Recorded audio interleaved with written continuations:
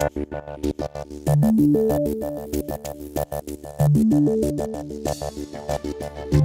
the 8 system, validation comes after demonstration. Actually, that's a little bit misleading because we say that validation is not necessarily a separate step in the 8 system. It's actually an ongoing process.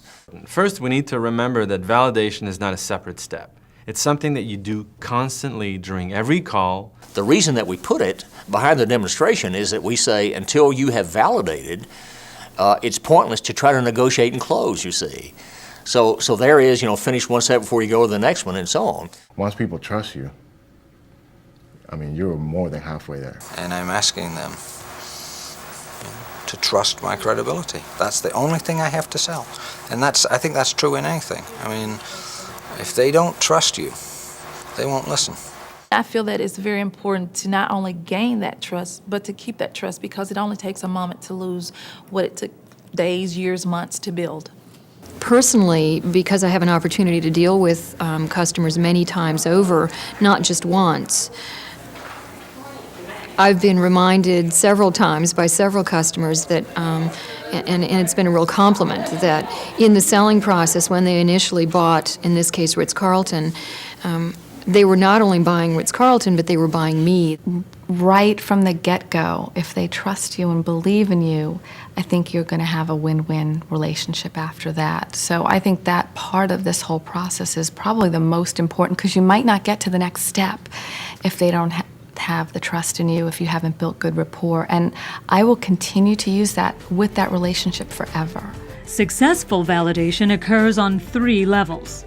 First, you have to validate yourself as a person of integrity. Next, you have to validate your company's integrity. And finally, you need to validate the value provided by your products and services. But it all begins with your own personal beliefs. And I would say to almost any salesperson that if you aren't sold on what you're selling, that's the first sale you need to make. Don't go try to sell it to someone else. First, sell it to yourself. I don't mean literally, although it may be a literal thing that you do, is that you buy what you're selling, but that you buy it emotionally, that you sell yourself on the benefits of it, and that you sell yourself on the fact that it's going to help people and create value for people, because there's tremendous power in that. And likewise, if I don't have it, there's tremendous weakness in it. There's no way I can be effective if I don't believe that the product I have or the service I have is going to create value for people. I use the products that we offer, so it's easy for me to validate because I walk it, I live it, I use it. I am such an open book, it would be written all over my face. I would not be able to hide that if I didn't believe in the process and the product that we were selling. I couldn't do it.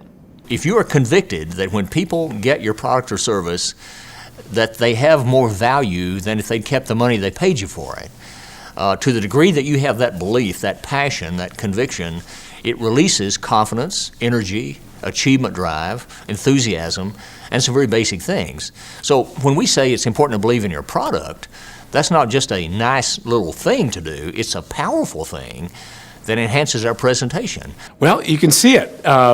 If you don't believe it, how do you get passionate about it?